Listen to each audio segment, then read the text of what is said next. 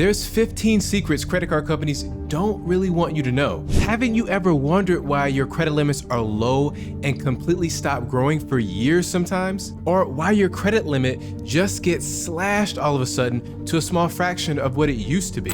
And sometimes you sign up for a credit card mostly because of the bonus, but then a few weeks later, they raise the sign-up bonus for everyone else. Now you missed out. And we'll talk about how credit card companies can change a surprising amount of your terms of service on the exact same day they tell you about it, which could leave you on the hook for higher fees than you signed up for. So let's start with the fact that credit card companies don't want you to know about their terrible redemption options. Credit card companies use sneaky tactics to hide these bad redemption options from you and decrease the value of your points by 50% or more. Imagine you've racked up a ton of points dreaming of that big vacation, but then the credit card company dangles an easier, faster redemption option in front of you, like gift cards or paying your gas at the pump. That's tempting, right? But here's where the magic trick happens. These instant redemption options devalue your points. The company is essentially giving you less bang for your buck or point than if you redeem for their primary offer like travel. Moreover, these companies can be pretty slick about it.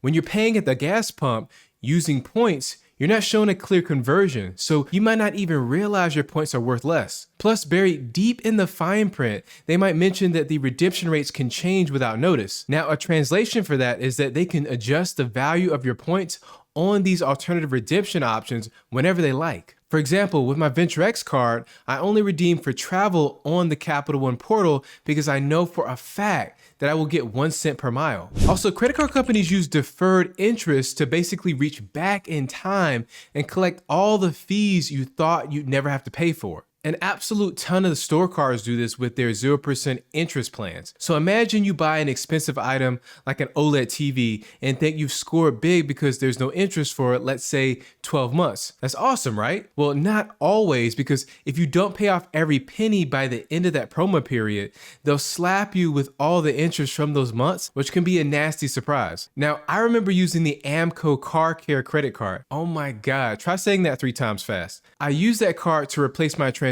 a few years ago that came with one of those deferred interest promotions. If I had not paid the entire balance before the 6 months was up, I'd be on the hook for 25% plus interest on a $5,000 transaction. That would have cost me about $625. Ouch. And credit card companies intentionally use points and miles and not dollars for their rewards to play shifty games with the value of those rewards. So these reward systems aren't always as straightforward as they seem. For starters, a point or mile with one card might not equal the value of a point or mile with another card. Now that's confusing, right? And then there's the fact that the value of a point or mile can change based on what you redeem it for, whether that's travel partners or statement credits. For example, Chase's pay yourself back redemption value seems to change every season. The bottom line is they often design these systems so it's hard to pin down the exact value of what you're earning, which can lead us to think we're getting a better deal than we actually are. Now, that's why I don't pay any attention to transfer values. I use my Capital One VentureX card for travel and redeem the miles directly on the travel portal and call it a day. No calculations, no conversions, just straight up what you see is what you get in redemptions. Plus it's coming with at least a 75,000 mile sign-up bonus right now, and sometimes more. Now you could get away with using this card as your one and done daily carry card and never look back, because along with earning 5 to 10x miles on travel, you earn at minimum of 2x miles on everything else. You're still getting into the exclusive lounges for free, TSA PreCheck for free, and 2 annual travel credits that effectively pay you $5 just for holding the card every year. So you can hit the link below to learn how to apply for the VentureX card. Now, did you know that credit card companies use a psychological trick called pre-approvals to make you think it means fully approved? Now, at face value, pre-approved sounds like you're already in, right? But here's the catch. It's not a guaranteed green light. Credit card companies know it raises the chances that you apply. So Credit Karma was fined millions of dollars for using the same tactic to drive signups for themselves. The term pre-approved can be misleading. It usually means that you've met some initial criteria based on a soft credit pull, and that's often done in bulk to find customers. Once you actually apply, the credit card issuer will do more detailed hard pull hole on your credit report. This deep dive can reveal details that might change your mind, like recently missed payments, high balances, or other factors that weren't evident in the initial soft pull. So when people see pre-approved, they might get overconfident thinking that they're locked in. But then if they get denied after the full application review, it's not just disappointing, it can also lead to a temporary hit to their credit score because of the hard inquiry. I've never been denied after being pre-approved, but experts say it gives you about a 90% chance of approval, which I say is great, but not certain. Credit card companies can decrease your credit limit and even close your account even when you're using your card normally and completely within the rules. A credit card company can absolutely decide to reduce your credit limit. You might be thinking, hey, I've been responsible, I've been paying off my card, but here's the twist. As you pay it down, they can keep reducing your limit, almost like chasing you down. So you might start with a generous $10,000 limit, but after some payments and decreases, you could be left with just a $1,000 limit available to you. This practice can hurt, especially if you are counting on that available credit to help you maintain a low utilization rate, or for emergencies or for large purchases. I'll tell you, this usually happens when you max out your credit card and leave it maxed out for an extended period of time. But wait, there's more. Credit card companies can in some cases close your account without warning. Imagine having multiple cards with the same issuer, like Synchrony Bank, for example, and one day they decide to close all of your accounts at once. This sudden closure can wreak total havoc on your credit utilization rate, which is a fancy term for percentage of credit that you use. If you had balances on those cards, your utilization would skyrocket because your available credit has plummeted. And a higher utilization rate can negatively impact your credit score too. So many banks really don't want you to know that many of your credit card terms are negotiable and that you can get a better deal for yourself. Most of us get a credit card offer, look at the terms, and assume they're set in stone. But that's not always the case. First off, that interest rate on your card, with a good payment history and some haggling, you might get it lowered. If you're thinking about ditching your card because of its annual fee, you can hold up right there. Before you do, give them a call. Often just hinting that you might cancel can lead to retention offers, maybe waiving the fee or throwing in some extra points. If you have any cards with annual fees, it's good practice to call in once a year without a month before your renewal date and check for those retention offers. So what about the monthly bill? If you've hit a rough patch, some card issuers might work with you on a temporary adjusted repayment schedule. And don't get me started on other fees like late payments or over the limit charges. While you shouldn't make a habit of it, a quick call to customer service can sometimes get those waived as well, especially if it's your first offense. Now, credit card companies like to hide the fact that their highly touted bonus categories are significantly worse than advertised in the fine print. At first glance, many credit cards offer big rewards like 5% cash back on groceries, but when you dig a little deeper,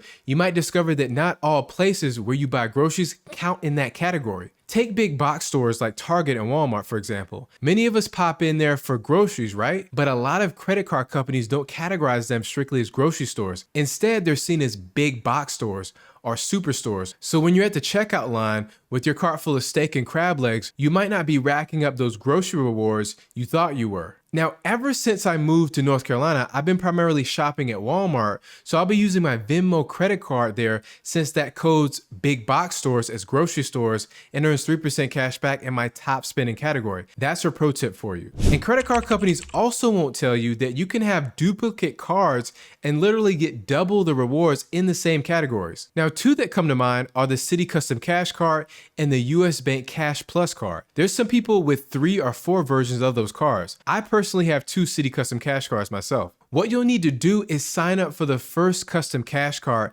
and then product change an existing card like the double cash card that's at least 12 months old into a second Citi Custom Cash card. Next, credit card companies like to keep secret that their cash advances feature is locked down 6 ways from Sunday, and the extra fees always make it a bad deal no matter how much they like to advertise it. Firstly, these cash advances often come with a higher interest rate than regular purchases. But wait, it gets worse. Unlike purchases, where there might be a grace period before interest kicks in, cash advances start charging interest from day one. And just when you thought it couldn't get any worse, there's usually like a 3% fee just for taking the cash advance. So you're paying extra just to borrow your own credit limit. Now, speaking of limits, you often can't take out a cash advance for your full credit limit. They cap you at 20 to 30% of your limit. And don't even think about earning rewards on that amount. It's a bad deal all around. Credit card companies hide the fact that this whole credit card industry is propped up by every living person in the United States. The cost of using credit cards trickles down to all of us. Imagine a busy marketplace where everyone's buying and selling, but there's a hidden device taking a small fee from every transaction. These are interchange fees, typically around 1 to 3%, that merchants pay to credit card companies for each credit card transaction. And merchants aren't just going to absorb the fees out of the kindness of their hearts. Instead, they'll often raise the prices of their goods and services to cover this cost. Every one of you guys pays this increased price, regardless of how you pay. So even if you're paying with cash or using a debit card, you're still shouldering a part of this interchange fee cost. The huge difference is us credit card users earn rewards and everyone else just pays more. So using a credit card is the only way to truly come out ahead. Also, people are always shocked every time credit card companies change their terms and services overnight. So let's say you've got a credit card and you think you've locked in a set of terms, right? Think again. Credit card companies have a sneaky little provision that lets them change the terms with a surprisingly short notice. While they're required by law to notify you, it's often in the form of tiny fine print tucked in an envelope that looks suspiciously like junk mail. And these changes can be broader than you might think. Interest rates, yes, those can go up too. Your rewards program, they can raise and lower or even cancel certain perks as well. Capital One recently lowered the amount you can receive for price drop protection on trips for their Venture X card to just $50, and Amex just massively increased the price they charge for their authorized users on the Platinum card to $195 per person. You got to keep your eyes peeled with all of these companies. Also, credit card companies don't want you to truly know that you spend more when you use credit cards, like way more. When people use credit cards instead of cash, there's this psychological effect that happens where it feels less real than handing over cold hard cash. So with a card, you might splurge a bit more since we don't immediately see the money leaving our hands. A study done by Dun & Bradstreet found that people spend about 12 to 18% more when using credit. Another study done by Bank of Boston says the average value of a cash transaction was $22 compared with $112 for a non-cash transaction. It's really easy to spend other people's money, and it's hard to spend your money. I get it. Next, credit card companies won't tell you that you should be asking for much higher credit limits on your applications. Many folks think they need to tread lightly, asking for just a small bump in credit limit, like $1,000 at a time. But here's an insider tip.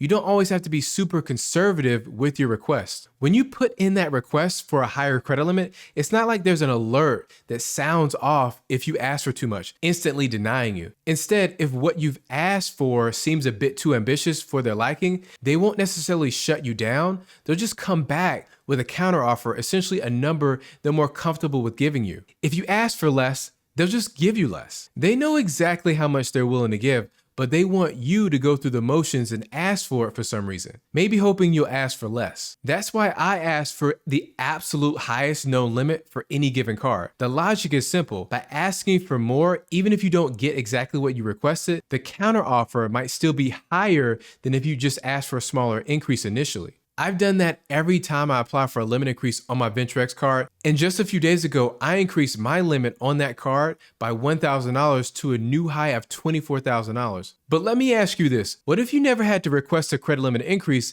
and you just automatically started at your desired credit limit? That's why I made this credit limit increase cheat sheet, so you can see your starting limit before approval and before any hard credit pulls. Just hit the link below to download it. You know, there's a few secret reasons credit card companies want you to work for your rewards and clicking as many buttons and logging in as much as possible. When credit card companies ask you to activate bonus categories, they're playing a psychological trick on you. Here's the deal. By making you take that extra step to activate, they're ensuring you're engaged and thinking about their card more often. The more you think about it, the more likely you'll use it, right? And every swipe means fees for them and potential interest for you. So essentially, if you forget to activate, you miss out on rewards and money. And then if you remember to activate, you might just end up spending more than you planned. You really lose in both cases. So while it seems like a fun bonus game, it's actually a clever way to keep you reaching for their card. And credit card companies like to hide all the shortcomings of their travel portals that leave you with headaches on your vacation. Credit card travel portals offer a handy way to book trips using the points you've racked up, but here's the deal. They might not always show every flight or hotel deal out there. And sometimes your points might stretch further if used elsewhere. Plus, if there's a hiccup with your booking, sorting it out can become a game of ping pong between customer service teams. Additionally, you miss out on loyalty points and benefits with the hotel or airline. And this is probably the most closely guarded secret of the large credit card companies. They use a process called bucketing to make them look more profitable to shareholders, but it leaves their cardholders in a position where it's extremely hard to increase their credit limits. So these credit card issuers have this thing where they group us cardholders by how we spend and pay off our debts into these different large buckets. That's called bucketing. They then group these buckets of debt and sell them off as an investment product, kind of like trading cards, to investors who hope to make returns from our monthly credit card payments. Now, that's cool for the credit card companies since they get quick cash and offload some risk, but we get the short end of the stick. When credit card issuers bucket cardholders into different groups based on their credit behaviors, they're essentially predicting how these folks will behave in the future based on past performance. Even if your own habits improve over time, the issuer might still be hesitant to increase your credit limit because on paper, you're part of the riskier group. This bucketing can trap some into lower credit limits, even if their individual credit worthiness suggests that they deserve more. To learn more about this bucketing process, like how do you know that you're actually trapped in a bucket? And once you do know, then how do you escape your credit bucket? You gotta check out this video next. Thank you for watching.